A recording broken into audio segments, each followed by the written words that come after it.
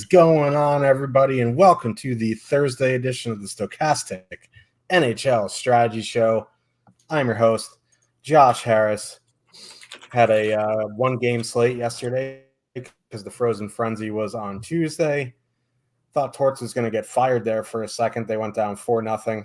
They came back, then they lost, gave up 2 empty net goals, something like that. I don't know. Torts seems like he's worn out his welcome there. We'll see. He gets the best out of people or the worst. Got a nice 9-gamer here tonight. It's nice to talk about 9 games after breaking down 377 on Tuesday. Actually think a little bit. Got Cliffy wearing is that a Nordiques jersey? Like an Avs throwback, or what is that? No, it's just like, it's supposed to be like an old school Habs sweater. Yeah. It looks like the purple alternates for the Avs because your mic is in front of the C. So, what's going on? Not a whole lot. Just one game yesterday. Wasn't a bad game actually. Blowout early, and then Flyers made it interesting. I mean, it's a long season. Flyers still have 75 more games to play. One thing that just sticks out to me is that when that Sanheim-York pairing is off the ice, defense are just having a real tough time moving the puck. Zamula hasn't been great. Ristolainen hasn't been great. They just got Nick Seeler back.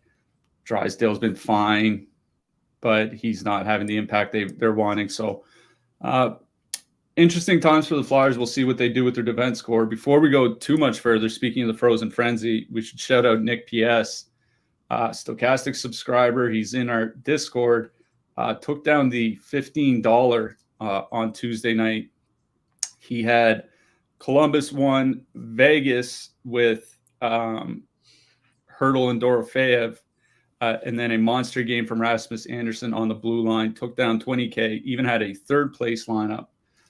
So pretty good night from him. Also, that third place lineup was basically a completely different lineup. 2 completely different stacks. And it's funny to think like where his score, like he won by 17 points. And it's funny to think where his score would have been if he hadn't taken Sorokin, who didn't have a very good game because Detroit only got 10 shots on net. But congrats to him. That's pretty good to get in the first couple weeks of the season here. Hopefully we can get some more winners tonight. Yeah. And if you're looking for a scapegoat, if you rostered Sorokin, Daily Deposit Frostback was all over Sorokin, so you know who to blame. Yeah, as soon as he said I had Sorokin in my lineup. As soon as he said he had Sorokin, I just auto-swapped right over to Connor Hellebuck. Worked out, so thanks, Frostback. I swapped to Ottinger. That didn't go too well, but I was dead anyway because Frostback, you have a segment every lead off of the show. It's just us complaining about your goalie picks and how we have to make a quick swap. You're just on time for once. Anyway, let's get into this 9-game slate. Before we do, just wanted to say thank you guys again for all the affiliate signups. Even NBA, like you guys have been crushing the NBA signups. We still have that deal going on for another 5 days. You can use promo code TIPOFF to get NBA Core weekly or monthly for $1. Yeah, Tyler realizing he's on time. He gets roasted from 2 to 2:03 p.m. Eastern. He's never here. The one time he's here, he gets mad about it. Tonight's your night, Frostback. His night, he's supposed to have a night since 2021, but it just hasn't happened. Maybe if we don't ask him about his goalie, it'll be okay. I have to figure out alternate ways to – we'll figure it out. But again, promo code TIPOFF24 gets you NBA Core weekly or monthly for $1. As always, if you want 15% off your NHL membership, you can use promo code Stochastic15. That'll get you 15% off your first week or month. But we should get into this slate. Got a lot of big boys on this slate. A lot of expensive lines. Some good value. Let's chit-chat about it. First game of the night, we have the Dallas Stars with a 2.8 total. Heading into Boston, the Bruins have a 2.7.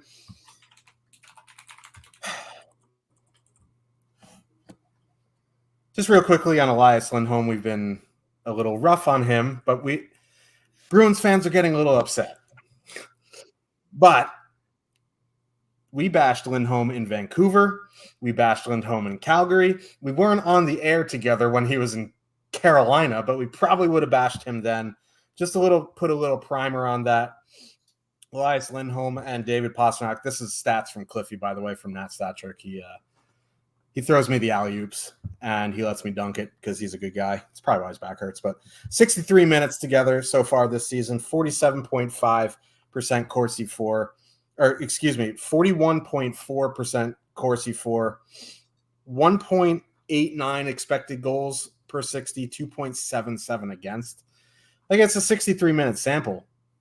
It's not enormous, but Pastrnak in almost a half an hour without him has a Corsi for percentage of 57, and the expected goals for is 3.69. So, like, he's more than doubling the expected goals output without Elias Lindholm. Maybe they turn it around, but listen, they paid him a Brinks truckload of money to be their center for whatever reason. Vancouver realized a week after trading for him that it wasn't going to work out, and they tried flipping at the deadline.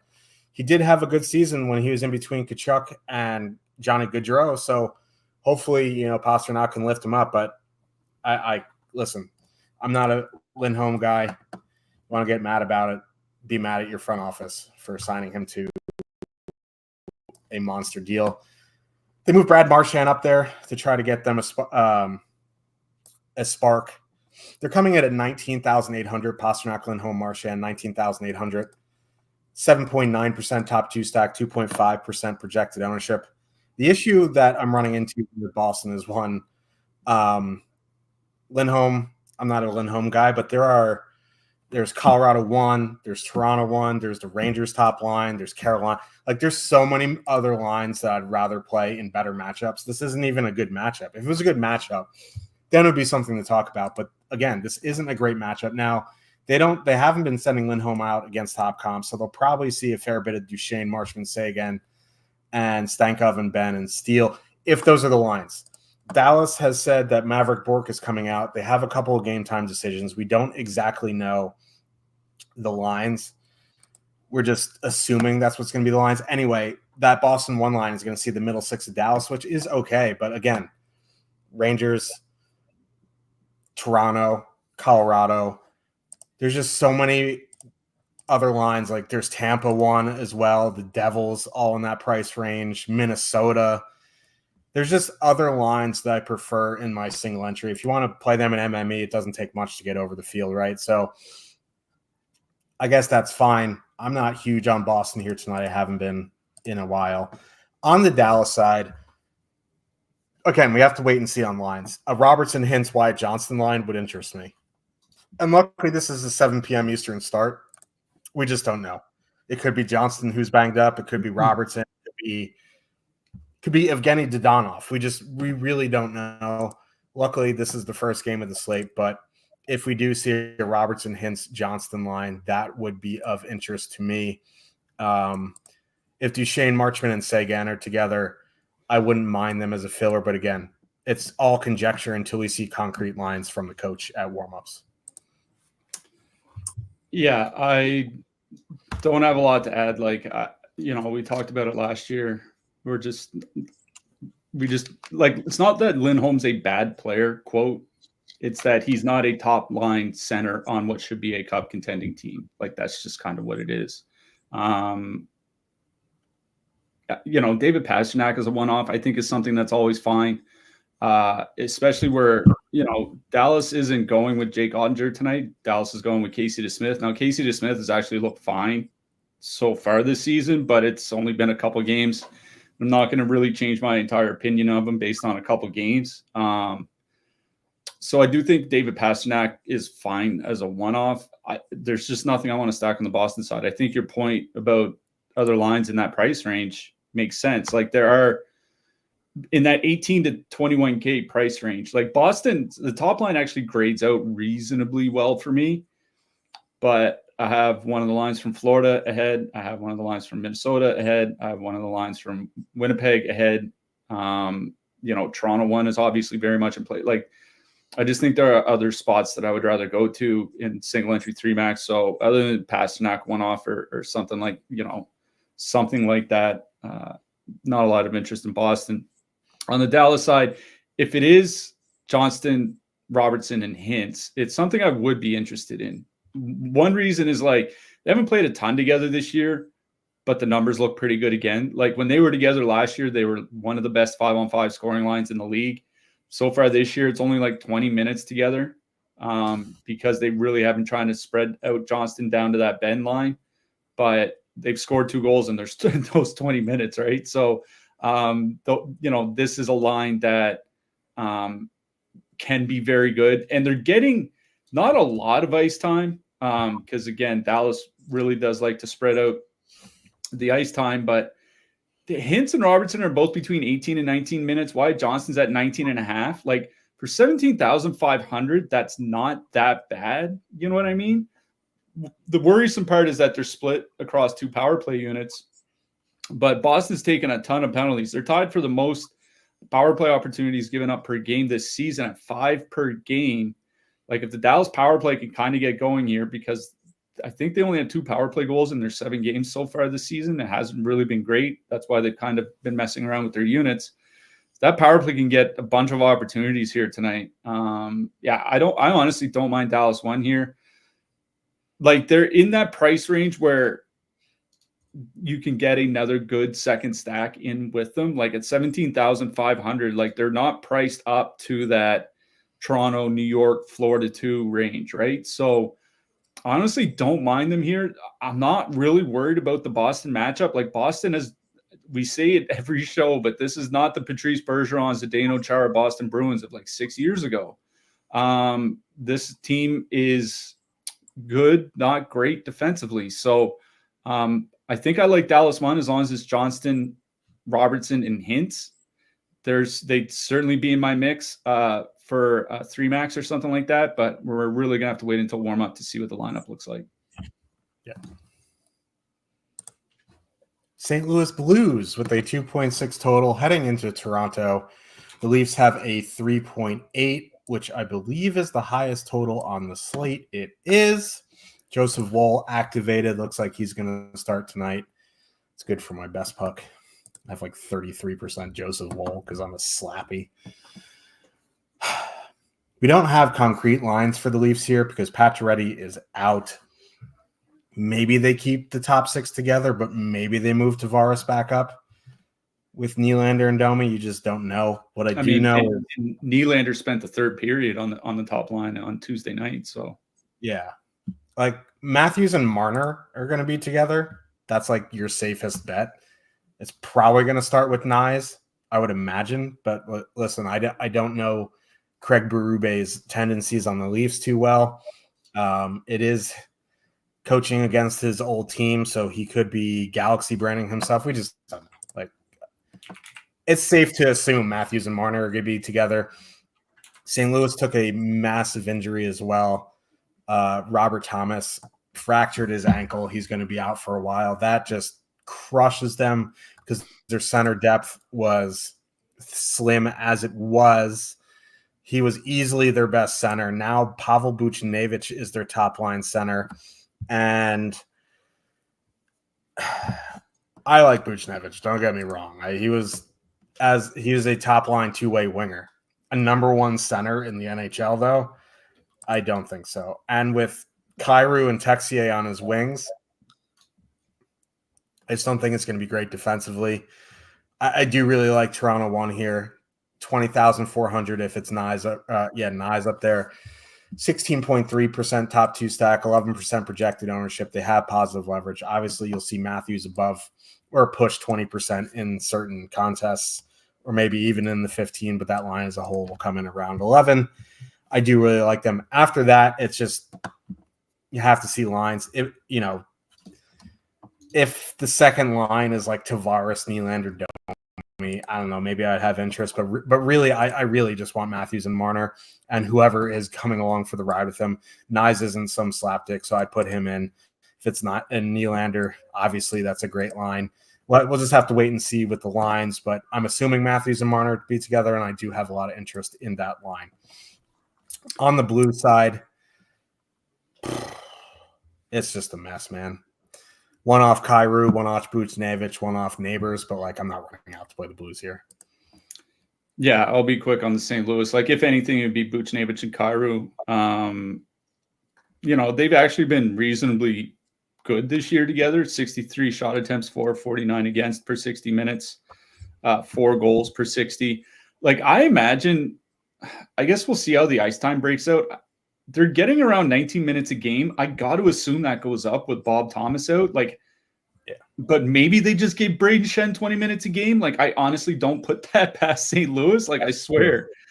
So, I mean, it's single entry. I don't have any interest in St. Louis. I think you can get to the Buchnevich Kyrou line, especially with Joseph Woll coming back. Like, Woll's supposed to be like, we do think he's a good goalie, but it's his first game back from injury. He's been out for 3 weeks, I think. Maybe he has a little bit of rust in his first game back, something like that. Like, I think I'd have to be at least 20 max or higher to really have any serious interest in St. Louis. On the Toronto side, I wrote up Matthews in the picks article today. Like, he's over 5 shots per game. Again, you know what I mean? Like, he's just firing the puck, and his shooting percentage is half of his 3-year average. So instead of 3 goals in 7 games, it should actually be closer to like 6. So this is a top line that has been absolutely dominating. I bring up the numbers in the picks article, free to read over at stochastic.com. 66 minutes together with Nyes, 57-39 in shots, 25-12 high danger shots. Problem is Matthews shooting 8.3%. St. Louis has not been a very good defensive team this season. 26th by shots against, 27th by high danger shots against per minute. At all strength, they were about that bad last year. It was just Jordan Binnington saved them. So far this year has been Joel Hofer. Hofer had a couple really good starts, including that, like a 34 save shutout or something like that. But 34 save shutout, OT assist, absolutely killer if you didn't play him in DFS. But yeah, like this is a team relying on their goalies to give them a 920 save percentage basically every game, so they have a chance to win. And unless you have Igor Shesterkin, maybe Sorokin, Connor Hellebuck, like the list of goalies that you can rely on to do that is very short, and they don't include Jordan Binnington or Joel Hofer. So I do like Toronto 1. I do think they're going to be pretty popular here tonight. Ownership is at 11% in the top 2 stacks. Like you said, Matthews is probably going to be over 20% individually. So they will be fairly popular, but this is a really good matchup. The one thing I do worry about is St. Louis isn't taking very many penalties, amongst the lowest in the league at 2.4 power play opportunities given up per game. That's really not a lot, but the penalty kill has not been good. The Toronto power play has been a lot better with Oliver Ekman-Larsson there. Their shot attempts per 60 is up like 40% on the power play with Ekman-Larsson there. It's just been night and day. So yeah, I'm with you. I really do like Toronto 1 here. Just got to make sure that they're actually together. We'll see what the second line looks like in warmups. Nylander, Domi, McMahon, like something like that. Like, I don't mind Nylander as a one-off, Nylander, Domi as a 2-man or something like that. But really, it's Toronto 1 that I like best in this game. And honestly, it's not particularly close. Yeah, I agree. New Jersey Devils with a 3.5 total heading into Detroit. The Wings have a 3 total. Devils have the highest road total on the slate at 3.5. Devils going Hughes, Bratt, Palat, Timo Meier, Nico Hischier, Dawson Mercer. Devils also getting back Luke Hughes and Brett Pesce tonight. That's a big boost to them on the blue line.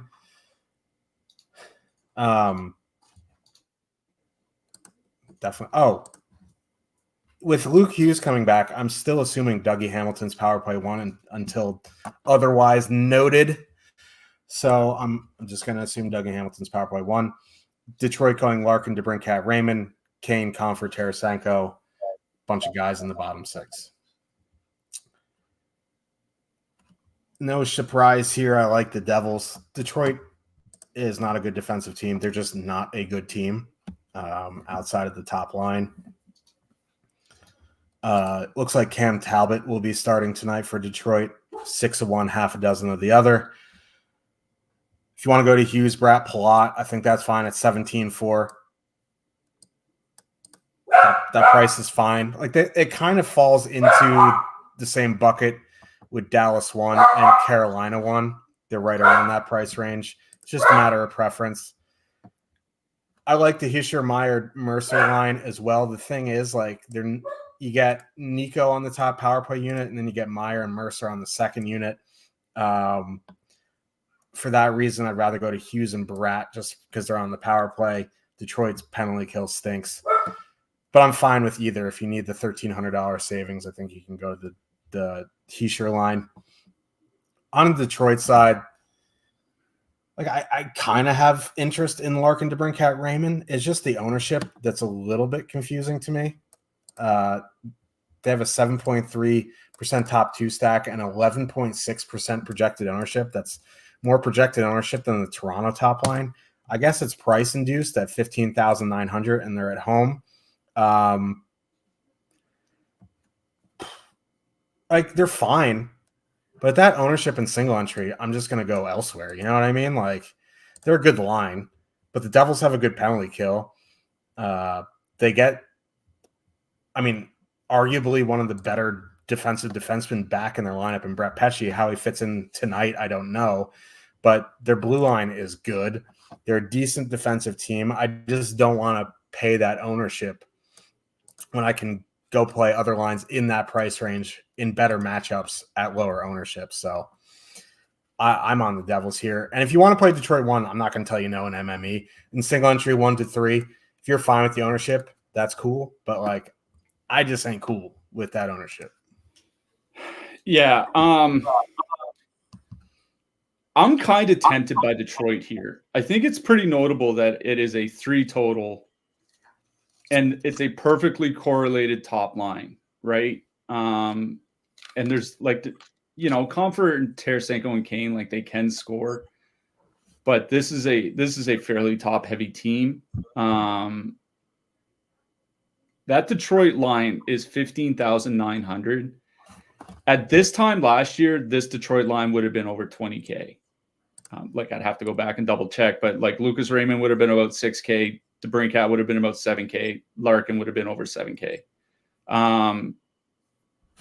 That's kind of what's giving me pause here is like, yes, they have not been good to start the season, but yes, they were pretty good together last year. This top line, 4.3 goals per 60 minutes last year, shooting 12.6%, which is a little high, but we'd expect them to drive good percentages anyway.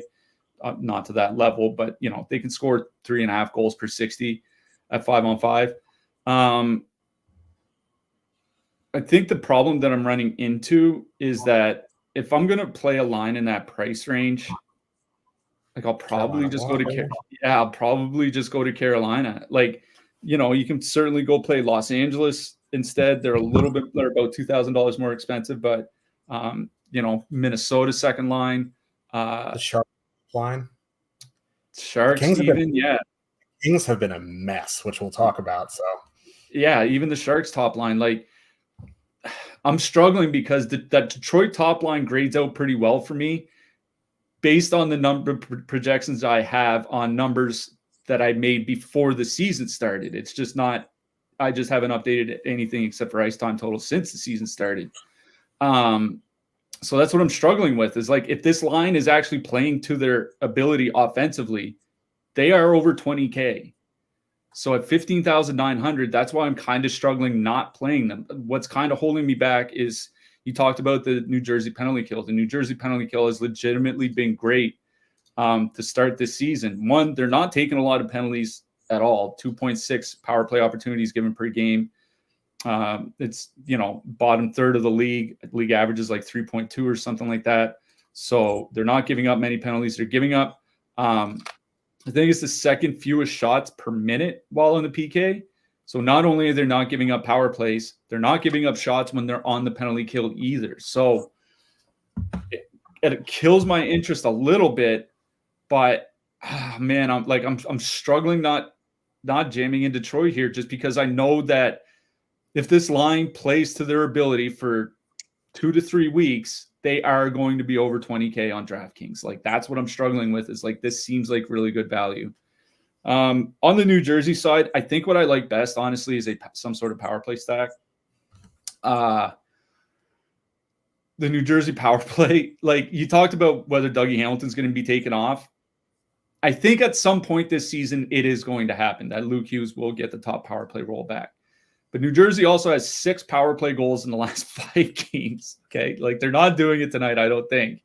So given how well that the top power play unit is rolling along, especially after they took Timo Meier off, like I really do like that power play. So like a double center stack with like Hughes and Hischier and, putting Jesper Bratt on the wing, or Stefan Nason on the wing, or doing like a Hischier, Bratt, Nason, like something like that.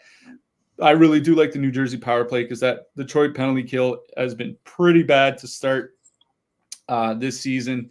They're at the opposite end of the shots against spectrum. The only team giving up more shots against on the penalty kill is Minnesota. That should probably give you an indication of how bad Detroit's PK has been. So yeah, I think it's some sort of New Jersey power play stack I like best on their side. You can make it fairly cheap too because of Stefan Nason's price.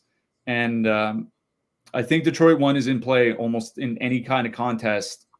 I'm struggling to separate how they played so far this season with how good they can be and have been in very recent memory. Yeah, and it's a similar issue for Carolina 1, which we'll get to. They're generating a ton, but they're not scoring. But we'll get there in a couple games. Minnesota Wild with a 2.8 total heading into Tampa Bay. The Lightning have a 3.3. This is a fun one. Kucherov, point, Gensel, 24,000, second most expensive line in the night behind Carolina 1. Colorado 1. 27.7% top 2 stack, 9.1% projected ownership. Mucho Positivo Leveragio. That is not Spanish, but it sounded good.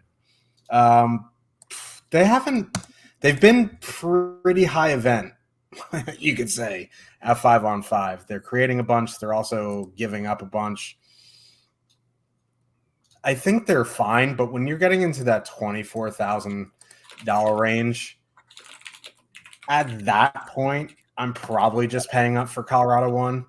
I think a Kucherov one-off is always in play, and I think that is what I'm going to do. The top line is probably going to be Kucherov one-off.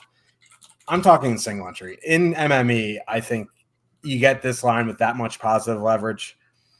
I am interested. In my single entry, if I'm paying up to 24,000 at that point, I'm just going all the way up to Colorado 1. It is what it is. The one thing that does worry me is Minnesota's penalty kill is atrocious, and it is Marc-Andre Fleury in that.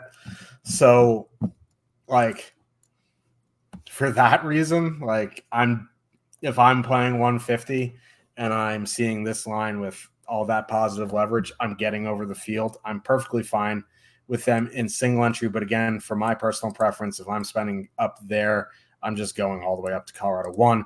Hagel Cirelli, 2-man is interesting because Hagel's now on the top power play. His transformation into Carter Verhaeghe is complete.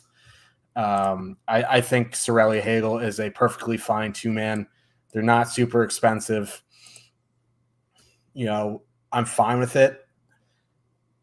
It is worrisome that it's only Hagel on the top power play, and in this good of a power play matchup, I want as many power play guys as I can. Hagel one-off is fine as well.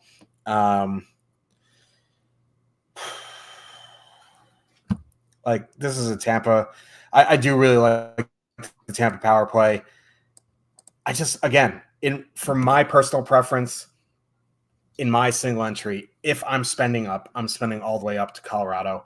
I'm kind of with Cliffy in the fact that in single entry, I don't spend for these lines on these big of a slates, especially when there's mid-range value lines that fit. So this, like, honestly, Tampa 1's perfectly fine. They're more of an MME play for me personally. If you want to play them in single entry, that's perfectly fine. On the Minnesota side, it would be that top line, Kaprizov, Zuccarello, Rossi. But they're kind of falling into that bucket of Boston 1, right, in that price range. Like, I'd rather go play the Rangers. I'd rather play the Leafs. I'd rather play Tampa 1. I'd rather play Colorado. You know what I mean? So, like, they're fine, but there's other lines that I'd rather play more. I think Eriksson Ek, a one-off Eriksson Ek is fine, a one-off Boldy's fine, but this is a Tampa 1 game for me. Yeah, so I wrote up Brandon Hagel in the picks article today for the reason that you said, is that he's now in the top power play unit. The guy has 8 points in 6 games so far this season. They're all at even strength. You know, he had 75 points last season. I think only 8 of them were on the power play or something like that. Like, this is a guy that can be, you know, an 85-point winger if he stays on the power play all season. It's interesting you mentioned him and Cirelli. They have been beating the piss out of everybody so far this season. They're only at 61 minutes together at 5-on-5, but with Hagel and Cirelli on the ice, 23 high danger chances, 4 and 5 against. Like, it has been absolutely dominant at 5-on-5. And they're probably going to go out against the Kaprizov line, which is one of the reasons why I don't really like the Minnesota top line here tonight. Is like, I don't think Tampa Bay's anywhere near as good defensively as they've shown so far this season. I guess we'll see where things stand in like a month's time. I think a lot of it is just a little bit of luck. But that Kaprizov line is going to run into Hagel and Cirelli, and you know they've been one of the best 5-on-5 lines in the league, not just by goals for and against, but by all the other numbers that we look at too. So, I think the one thing that might get Tampa is that they do take a fair bit of penalties, 3.7 times shorthanded per game so far this season. That's, you know, well above the league average. But, you know, again, like you said, for Minnesota in that price range, like I think there are other lines in that 18 to 21K range that I'd rather go play. You know, we talked about Boston. I don't think I'd play them, but Toronto certainly. We'll get to a couple others here shortly. So I think if anything on the Minnesota side, it would be the second line, Eriksson Ek, Boldy, and Johansson. Eriksson Ek and Boldy, pretty good together so far this season. 9.7 high danger shots for per 60, 7.3 against. So they're controlling that. Boldy and Eriksson Ek will play like 18 to 20 minutes because they're on the top power play unit. They get pretty reasonable usage there. They were good together last season. They're going to avoid the Hagel-Cirelli line for the most part. Like, I think Minnesota too, 17,500 is certainly in play. I know it's tough to make a Minnesota stack without Kaprizov. I think this is one of those few matchups where I would do it. The thing is like there are just there are some other lines in that price range I think I'd rather play, but Minnesota too, I think is definitely an option here tonight. On the Tampa side, I think, yes, Minnesota's penalty kill is atrocious. They're giving up something like 93 shots against per 60 minutes on the penalty kill. Like, it's absolutely preposterous. They've given up 29 shots on the penalty kill in under 19 minutes. Like, that is just obscene. What's saving them is they're not taking a lot of penalties. They've been one of the least penalized teams in the NHL so far this season. So despite them giving up, a ton of shots, they're only giving up 2 power plays overall per game. So they've only actually given up 1 power play goal against in 6 games. Like, kind of the problem with Tampa here tonight is like, is that top line going to get 3 or 4 or 5 cracks on the power play? I'm not sure that they are. And if they don't, they're basically like, can they score a power play goal on this one timeout? And you probably need this line to score 3 goals at least, if not 4, to pay off that 24K. So like, I think Nikita Kucherov is always in play as a one-off, but honestly, I kind of agree with you that Hagel-Cirelli makes a little bit more sense as like a cheap-ish 2-man, especially on DK where Hagel's only 5,100. I'm not super concerned about that Minnesota top line matchup. They're a line that does give up opportunities. They're great offensively, but they do give up opportunities defensively. So that's why I don't mind like a Hagel-Cirelli 2-man. So honestly, despite all the firepower on the respective top lines, I think this is a game where I prefer the second lines and 2-manning something off the second lines instead. Yeah. The issue for me, the Minnesota second line, is if it is Hintz, Robertson, Wyatt Johnson, they're the same price. Yeah. And it's just, we're playing one lineup here. If you're MMEing, obviously you get some of both, you know what I mean? But in our decisions, it's like, how can you justify? I mean, you can. Like, Joe Eriksson Ek is a very good player. Matt Boldy is a very good player. It's just hard for me to roster that line when I can go roster Nitrous, you know what I mean? Florida Panthers with a 2.7 total heading into Madison Square Garden. The Rangers have a 3.2 total. Barkov's still out. Rangers status quo. They are leaving. Ryan Lindgren's back, but he's on the third pair with Victor Mancini. They're leaving Schneider with Trouba and Miller with Fox. They love their Trouba. No supplementary discipline for the homie decapitating Justin Barron late in the game. I'm not going to talk about that, but the Trouba pairing has actually been good to start this season. I think if things were still going as they were for most of last year, I think they would have broken up that pairing. But it's going to be one of those things like until they break, it's like, why separate them until things really do start going on. Broken ankle in the playoffs last year, and it showed. He had no lateral movement whatsoever. This is a fun game. Kachuk, Verhaeghe, Bennett. They're one of those lines that we like. The issue is they're 21,000, and you're going against Igor Shesterkin, which is never a great time. And you can roster the Rangers top line for $400 less in a better matchup. So, I think the Bennett, Verhaeghe, Kachuk line would be MME only for me. Reinhart, Lundell, Luosterainen, I think, is also MME only, but it's more I can't say the word. I was going to say palatable at 16,100. But again, you're falling into the Detroit ones there, the Carolina ones, the Kings. You know what I mean? So, Florida's more MME only. They have a 2.7 road total. It's not bad. It's middle of the road on the slate. I'm more interested in the Rangers side. And it would be that Trocheck, Panarin, Lafreniere line. They're 20,600, 11.7% top two stack, which I believe is the fifth best of the night, 5.2% projected ownership. Will I get to them in my single entry tonight? I'm not sure. There's a lot to like on this slate. And I try not to be a homer. I try to be as, I forget the word I'm looking for, but objective. Thank you. I'm trying to be as objective as possible. But again, they're very good. They're a very good line.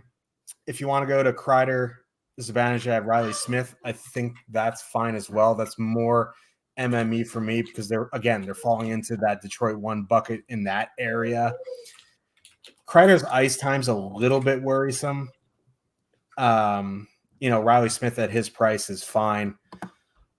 So for me, I think the only line I would consider in my single entry would be the Trocheck line, but there is a bunch to like in this game. Yeah. Florida 2 grade, just by my personal numbers, Florida 2 grades out as the best value on the board here tonight.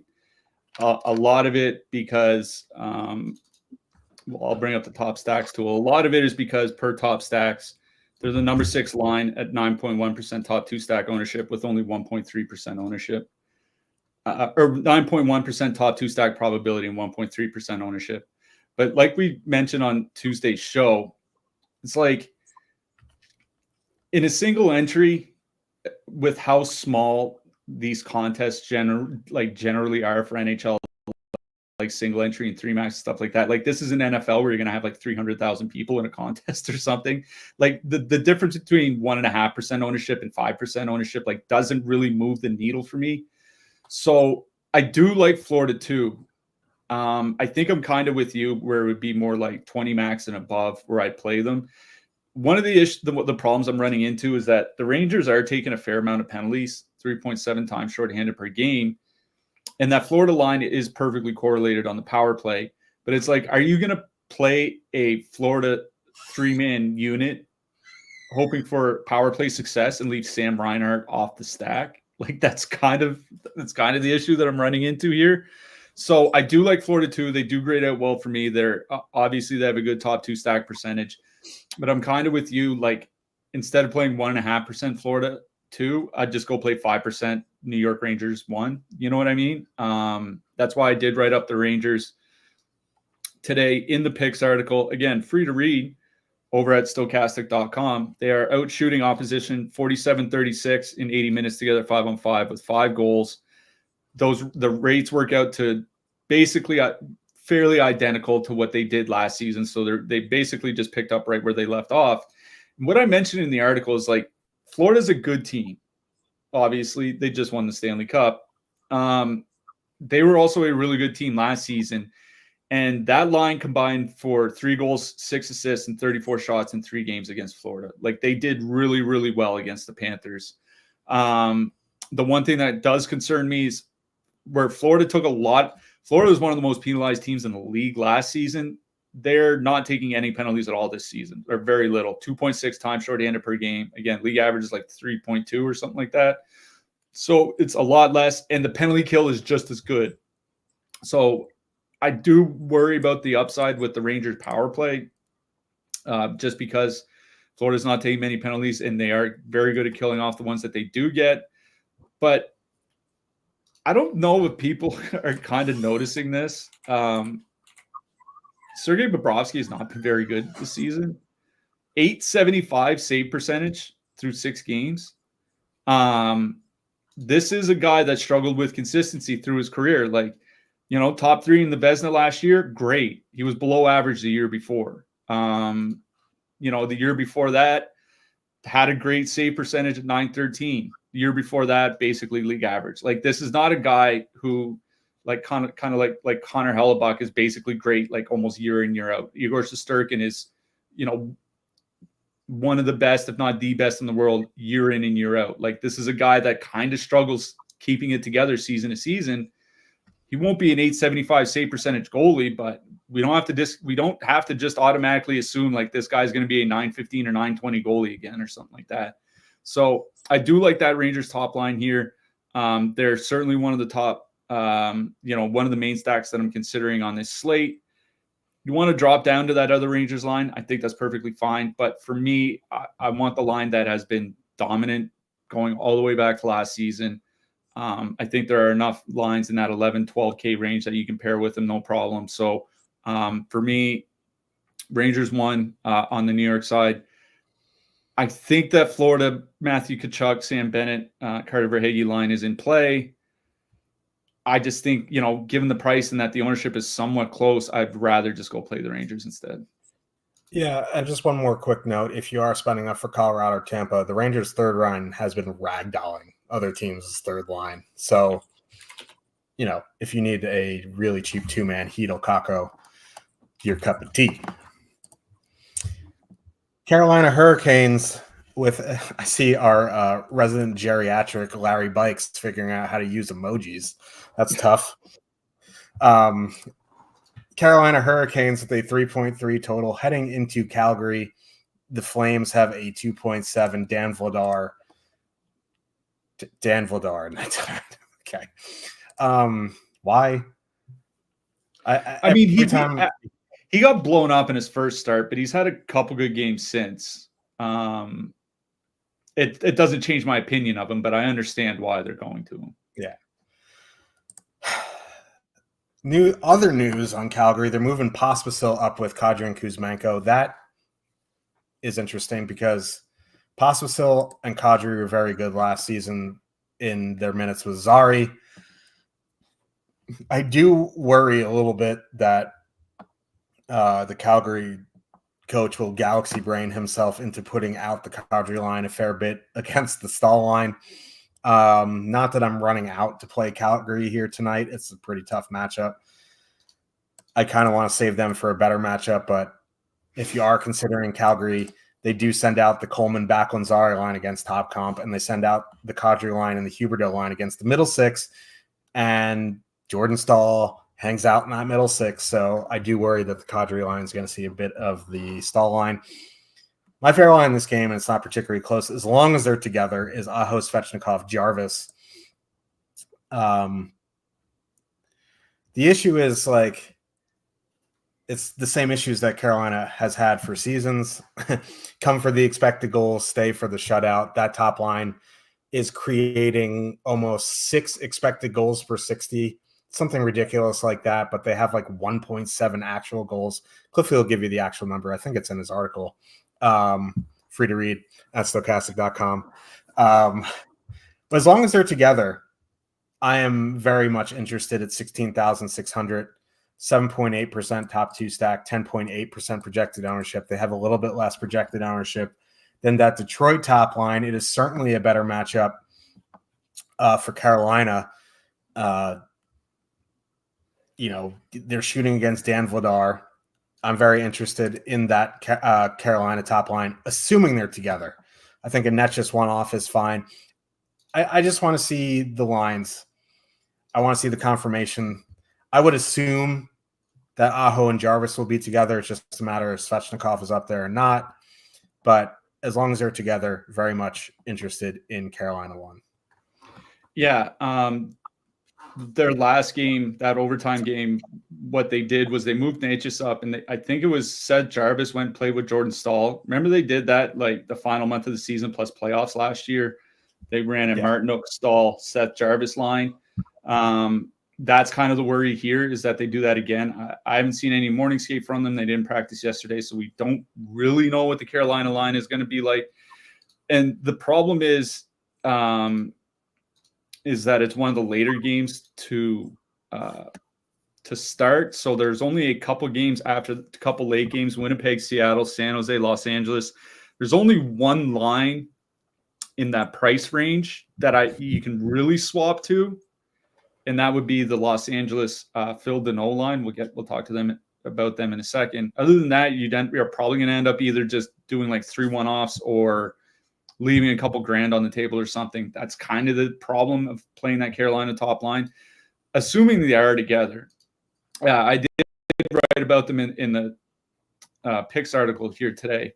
66% shot attempt share, 22.6 high danger shots per 60 minutes.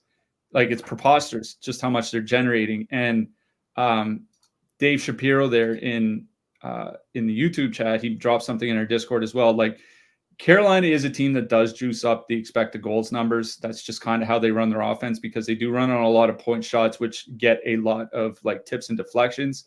If you can get those tips and deflections on net, great. But if you can't, and a lot of them do miss the net, it can overinflate your expected goals totals while not necessarily generating a ton of shots or actually dangerous shots.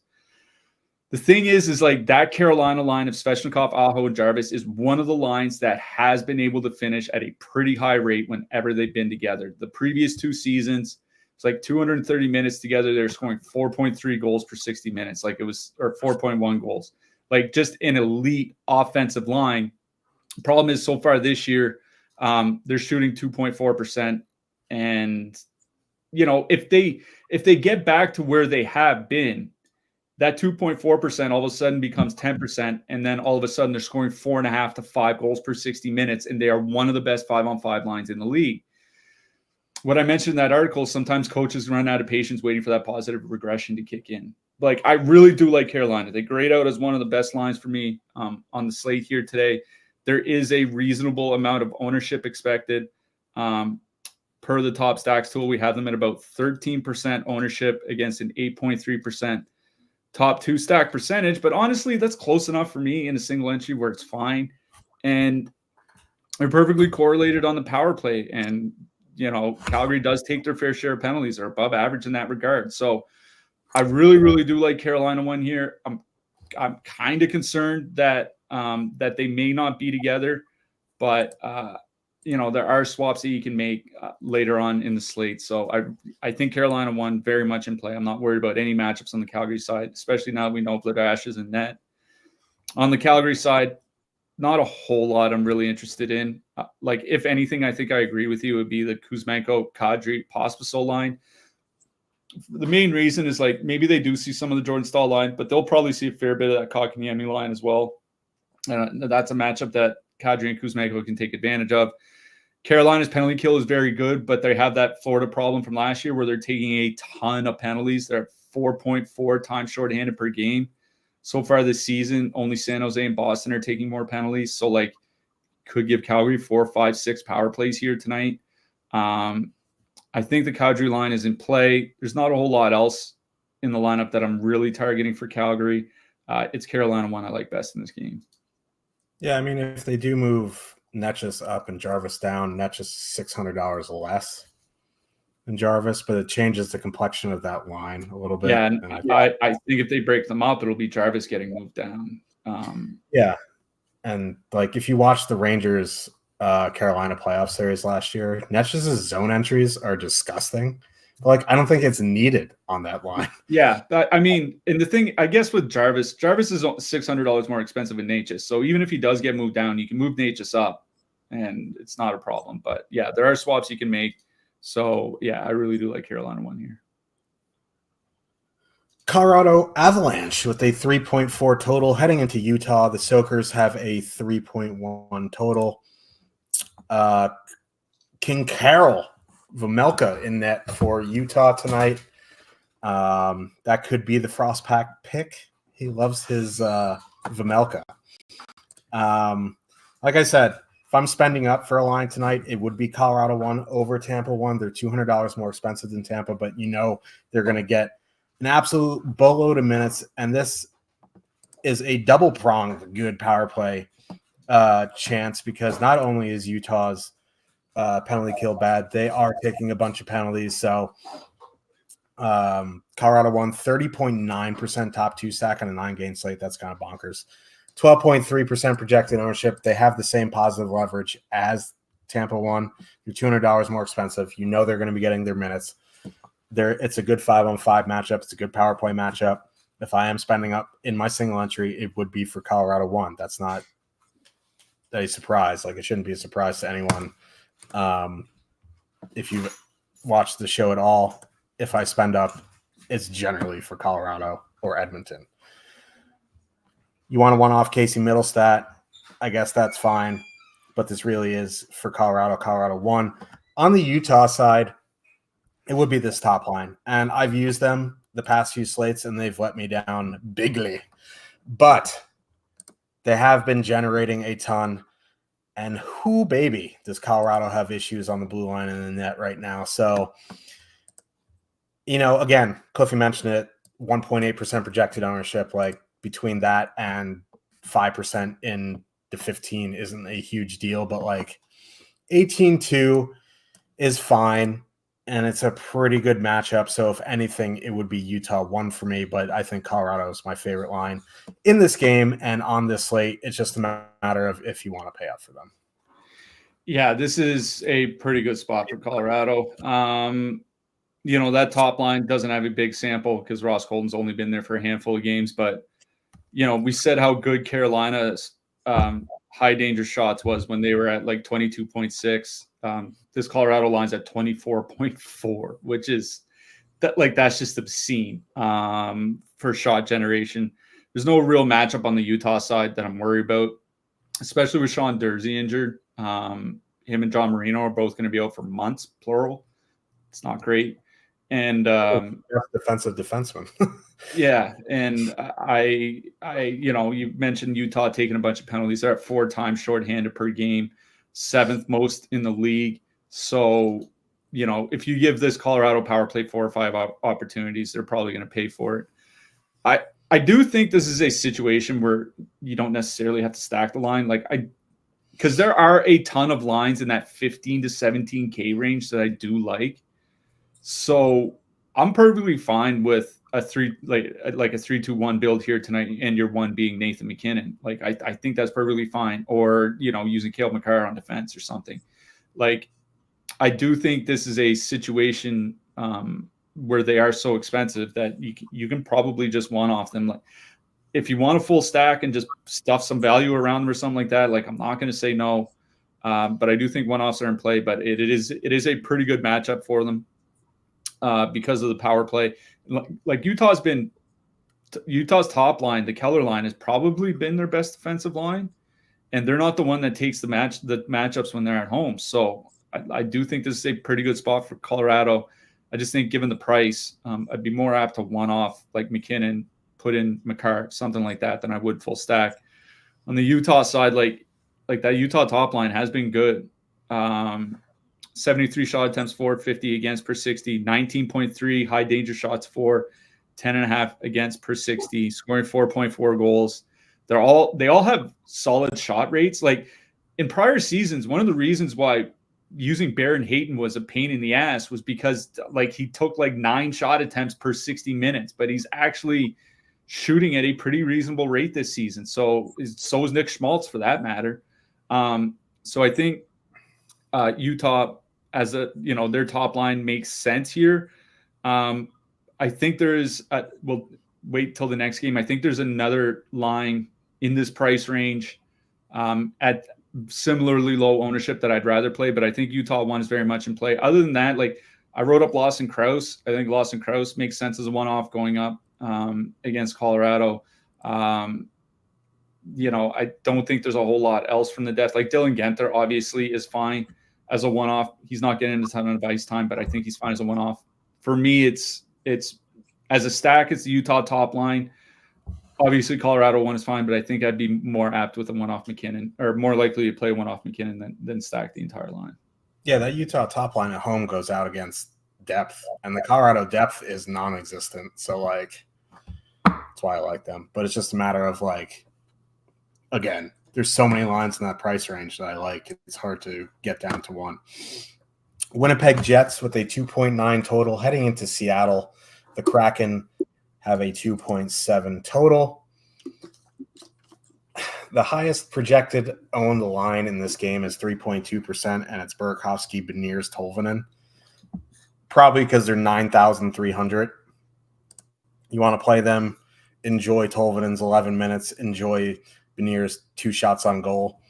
I'm pretty sure they had different lines at practice yesterday. Yeah, just I'll keep talking. You can go look. I don't have a ton of interest in Seattle here. If anything, it would be McCann, Eberle, right? But again, minutes are a concern with Seattle. It's just, while I'm talking, the lines that are coming on my mouth could be wrong. But again, I don't have a ton of interest. It was McCann, Eberle, Beniers, Stevenson, Schwartz, Brandon Tanev, and then Tolvanen, Gord, and Bjorkstrand. That Tolvanen, Gord, Bjorkstrand line played a lot together last season. But yeah, Shane Wright down on the 4th line, and Brandon Tanev skating next to the guy that's getting the most ice time for Seattle right now. Yeah, I don't have a ton of interest in those lines. Like, I'll have some interest in Beniers, McCann, Eberle. They have a history. The Bjorkstrand line has a history. But again, like, if I'm going to be spending in that mid-range, I want minutes. I don't want 13, 14, 15 minutes. Those Detroit guys are going to play, 18, 19 minutes. The Carolina, at least Aho will be 17, 18, Jarvis if he's there. You know what I mean? Like, Seattle spreads it out so much, and you're going to go up against the Jets, which is a miserable matchup. It's one of the worst you can have in the West. My interest is on the Winnipeg side. Like, the flow chart is kind of neutral here because Seattle's just kind of like vanilla ice cream. They're good, but like there's other flavors that are just better. You know what I mean? So like I'm perfectly fine with Connor Scheifele-Velarde. The Seattle penalty kill has been so bad, and that's the reason, because like Scheifele-Velarde, Connor at 5-on-5 haven't been great, but the Jets power play has looked pretty good. So I'm in on Winnipeg 1.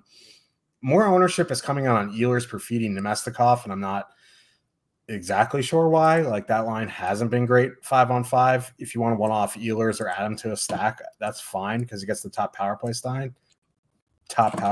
But for me, it'd be Connor Scheifele-Velarde. Well, I think one thing is that Winnipeg's second line is 11-5, so like you can put them with those 20 to 24K lines. The other thing is like Perfidi has 7 points in his last 3 games. You know what I mean? I'm pretty sure Ehlers has something close to that. 6 points in his last 3 games. So they have been blowing out teams, but it was San Jose, Pittsburgh, and St. Louis. So let's take that with a little bit of grain of salt. It's Winnipeg 1 that I like here. Like, I don't have any interest in Seattle. The fact that they keep swapping the lines kind of tells us that basically nothing's really going well for them. Also, Winnipeg is the least penalized team in the league so far this season. 1.7 power plays given up per game to the opponent. Like, they're just not taking penalties. Not that we target Seattle for the power play anyway, but it is a component that you do include in projections, and that's why like none of the Seattle lines I think are projecting for 1% top 2 stack probability. Maybe the Seattle top line, the old no, none of them. The Everly McCann line's at 0.8%. So like no. So Winnipeg top line, I do like. They grade out pretty well with low ownership here, 1.5%, 5.4% top 2 stack. They haven't been great at 5-on-5, but they have like last season, there were times they were getting legitimately run over. This season, 66 shot attempts for, 62 against per 60. Like that's not that bad, especially for a line where they're expected to create more quality than quantity anyway. And it's the power play matchup that I like. Like the Seattle penalty kill has been absolutely brutal to start this season. They're giving up the 5th most shot attempts against per 60, 7th most shots against per 60, 7th most goals against per 60. Winnipeg power play has actually been fine, certainly a lot better than it was for like the last 4 months of last season. Connor, Scheifele, and Velarde is one of those lines that I like here tonight, that if you're looking for that 1-2% line, I don't think you necessarily have to go look to other spots across the slate that we've already talked about, like Boston, like Minnesota. I think it's the Winnipeg top line that I like. It's really the only line that I like in this game. Other than that, like I'll never say no to like a one-off can or a one-off healers, like those types of things. But if I'm full stacking anything out of this game, it's the Winnipeg top line, because I don't think the Seattle penalty kill is any good. I would love to see Seattle give like McCann, Eberle, and whomever the center 17, 18 minutes consistently, because I think that would be a line that I'd like to play, but they just don't get the minutes. Paul Maurice. Oh God, he used to coach for Pittsburgh. He's in Seattle now. What's his name? It's escaping me. Anyways, Dan Blisma? Yeah, Bilesma. Why did I say Paul Maurice? Anyway, Bilesma said in an interview, I think it was yesterday, he views all his lines as interchangeable. That's why he doesn't give anybody except Stevenson a lot of ice time, and why he keeps swapping players around, because he views forward 2 through forward 12 as basically identical. There you go. If Chandler Stevenson's your forward 1, you have issues. But anyway, on to the next. Speaking of issues, San Jose Sharks with a 2.3 total heading into Los Angeles. I know I rag on Long Island, but like going into Los Angeles blows. Like Los Angeles sucks. Like that city sucks. The Kings have a 3.7 total. I can say that. All my family lives there. The fucking place sucks. Kempe, Kopitar, Byfield, Fiala, Moore, Deneau. Then the bottom 6 is, Laferriere, Fogle, Turcotte. I guess that is of some interest because they're coming in with almost 8% ownership at 9,700. Yay. My interest on the King side would be the top 2 lines. Fiala, Moore, and Deneau are coming in with 12.5% projected ownership. The Kempe, Kopitar, Byfield line, coming in at 5.5%. Ownership. Yeah, I live in New Jersey, but the rest of my family's out in LA, or they moved out now, but like whatever. I do really like Kempe, Kopitar, Byfield. I've said it numerous times. If Byfield's up there with Kopitar and Kempe, I'm going to have interest by default. They're right in that price range, 18,000 that we've talked about all slate. I like this spot. They have the second highest total on the slate. Sharks are a mess. They're a fun team, but man, are they bad defensively. And, that line together historically has been pretty good. Byfield looks like an animal so far this season. Whether that translates to DFS is another story, but he's looked like he's taking another step forward. I'm in on them. You want to go to Fiala, Moore, Deneau. That's perfectly fine. There is some negative leverage on them, but again,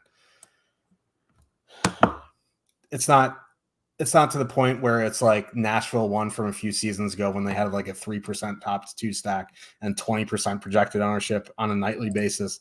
I think this is fine. There's plenty of ways to get different.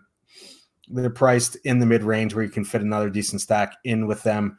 For me, I prefer the Kempe Kopitar Byfield line. That's just personal preference. But if you like Fiala more to know better, be my guest and play them. On the Shark side, it would be that top liner bust, Toffoli, Granlund, and Eklund. I guess a Zetterlund one-off wouldn't be the worst in the world. Like, the Kings have a monster total, and the Sharks don't have a very high total, but the Kings have been a mess in net. They've had issues defensively, so I don't mind taking a stab on the Sharks here.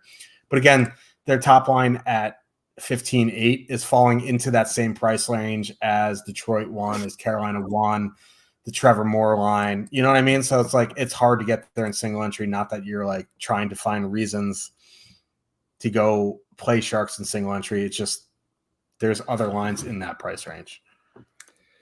Yeah, I'm not going to argue against any Los Angeles line. I honestly even think, I know that third line, Laferriere, Fogel, Turcotte is coming with a lot of ownership.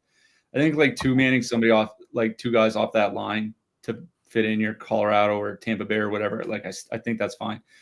But on the Los Angeles side, it is a power play. It's like New Jersey. It's a power play stack that I like best. And it's because San Jose is taking the most penalties per game, tied with Boston for power play opportunities given up per game. And the Kings are like fourth in power play opportunities drawn per game. So this is a really, really good power play spot for the Kings. It's also why I don't mind using like a Turcotte Fogel two-man or something like that. It's because power play two, like if the Kings get like 4 to 6 power play opportunities tonight, even though quote power play two might only get 30 to 35% of the ice time, 30 to 35% of 8 or 9 minutes of power play time is a good chunk of time for a single game.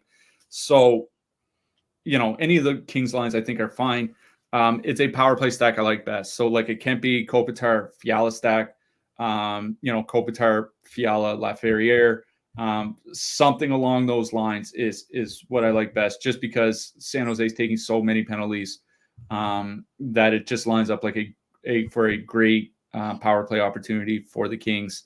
On the San Jose side, I agree with you. I think the top line is fine. Like, I don't think I'll get there in single entry. If I was 20 maxing, I would probably have more interest in San Jose, and it's because of their power play opportunity here. The Kings are at 4.3 times shorthanded per game, while, that's not the most in the league. San Jose is. They're tied for fourth most power play opportunities given to the opponent per game. San Jose's power play has actually looked good this season. Like last season, they were really riding shooting percentages. This season, they're actually generating a lot of shots. Like the power play does look good. And Los Angeles penalty kill has really, really struggled this season, giving up 8 power play goals against in 7 games. Their goalies have really let them down on the PK. Until they get better, it's a good power play spot. So 20 max, certainly 150. I would like the San Jose top line. Just in general, I think it's a Los Angeles power play stack I like best out of this game. Yeah. I wish one of those lines are fully correlated. It would be nice, but, beggars cannot be choosers. Let's talk a little bit about defensemen. At the top of the board, you have Makar way ahead of Weegar, Hedman, Hamilton, Fox, Morrissey in terms of price. Makar is $1,900 more than Mackenzie Weegar. Cliff, you mentioned it. Like, if you don't want a full stack Colorado, you still want action on that game, I think one-offing Makar with 2 mid-range stacks is perfectly fine. Like, Makar is just playing a ton. He's been averaging 25 plus a night. It's been productive. It's just a matter of being able to fit him. You obviously cannot fit them with Colorado 1 unless you want to play like the Sharks fourth line. I think Weegar is fine, but like I'd rather go play Fox. I'd rather go play Morrissey, Rasmus Anderson, Dougie Hamilton, those kind of guys. I think Jake Wallman, we talked about the Kings' lack of penalty kill. I think Jake Wallman's a decent play at 5,500. Mikhail Sergachev. There's just a lot to like. I think this is a decent night to spend up, especially with the amount of mid-range lines you can put together. Who are you liking? Yeah, for me, it's Makar Hamilton 1-2. Projections have Makar Hamilton 1-2. think that makes a lot of sense. I wonder about Hamilton's minutes now with Hughes and Pesci back. That there when Seamus Casey was there's games Casey was playing like 7 minutes, and they're basically rolling with 5D. I don't think that'll be the case anymore. I think it's still fine given the matchup. If you don't want to play Tampa one because they are so expensive, I think just putting Hedman in your lineup is perfectly fine. He has a great power play matchup here tonight. So, Makar, Hamilton, I think Weegar's fine. I might lean Hedman instead. In the mid-price range, like Sergachev and Montour again, I think very much in play. Like Jake Wallman, I think makes a nice pivot away from in that mid-price range from what should be some pretty expensive or some pretty popular mid-price guys. Oliver Ekman-Larsson, I think still makes sense. Thomas Harley getting decent power play time for Dallas, I think also makes sense. Amongst the cheap guys, like I wrote up Riker Evans with Vince Dunn out. I think he's going to be over 20 minutes again here tonight, getting power play time. He's only 2,800 on DK. Certainly Jake McCabe from Toronto. He grades out well as long as he keeps getting the ice time he does. Mike Kesselring, again from Utah. He's still perfectly fine at his price. Ben Sherratt for Detroit. I hate to say it, but like he's a guy that does throw himself in front of pucks quite a bit. If Detroit does have a 3 total, that's not nothing. So could get that, block shot bonus plus assist combo or something like that here tonight.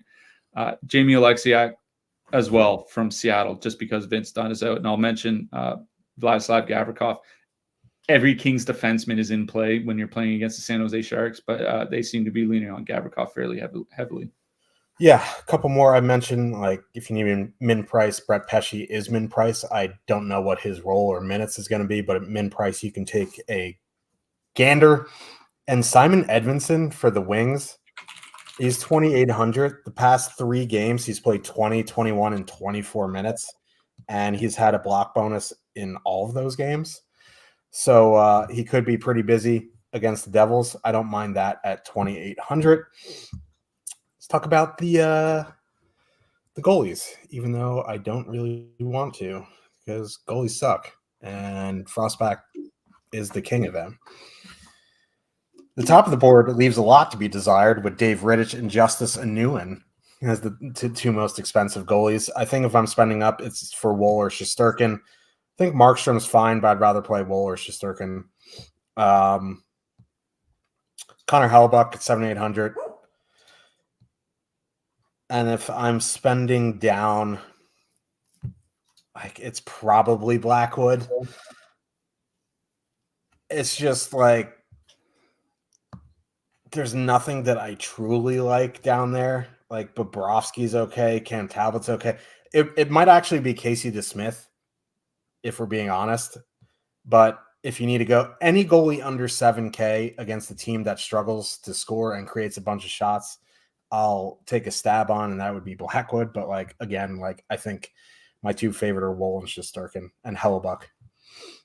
Yeah, Shesterkin's my number 1. Wrote him up in the picks article. Like he's been great to start this season, but he's basically been this good pretty much since the All-Star break last year. Like he's looking like the MVP he was a few years ago.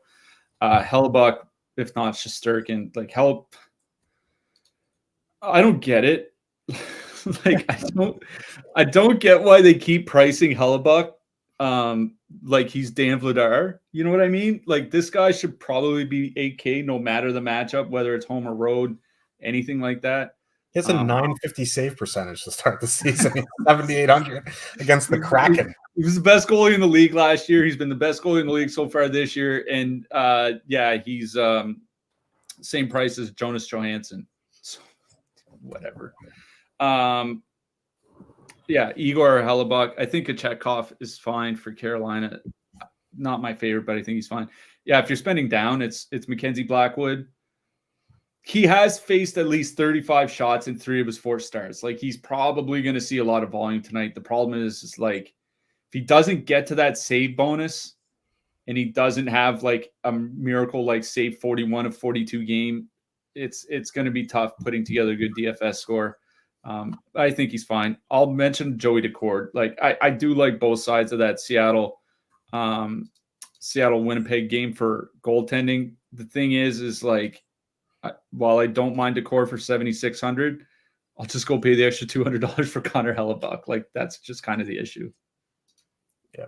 Not to pile it on to Frostback, but 3 of the 4 games, Mackenzie Blackwood saw a saves bonus and finished the game. The other game he got pulled. He gave up 5 goals on 18 shots. I'll let you guess which game Frostback decided to roster Mackenzie Blackwood. It was a Sunday slate, though, I think. Yeah, so it doesn't really matter. But we will be back on Saturday. We have a busy week next week, so we will not be here tomorrow. We'll be back on Saturday. We'll see it pretty much every day next week. Might actually be every day next week. But again, appreciate the support. There's so many of you in chat right now, almost 400 people still sticking around to the end of the show. That's crazy. Good luck, everybody, tonight. And hopefully we get the Frostback goalie pick before 6:45 p.m. Eastern, so we're not late swapping quickly. But good luck, everybody. Hat trick pick. Oh, who's your hat trick pick? I'm sorry. Yeah, just eager to get out of here, right? I'm going with Marty Natchez. I'm going with Cliffy's boy, Brandon Hagel. Oh, back-to-back hat tricks. That would be something else. You gotta ride the hot hand, I guess. But yeah, good luck, everybody, tonight. I'll outro again because I wanted to get out of here before giving you the hat trick pick, because screw you you guys have been awesome to us. We really appreciate it. Good luck, everybody. See you in Discord. We'll see you on Twitter. Good luck. Good luck tonight, everyone.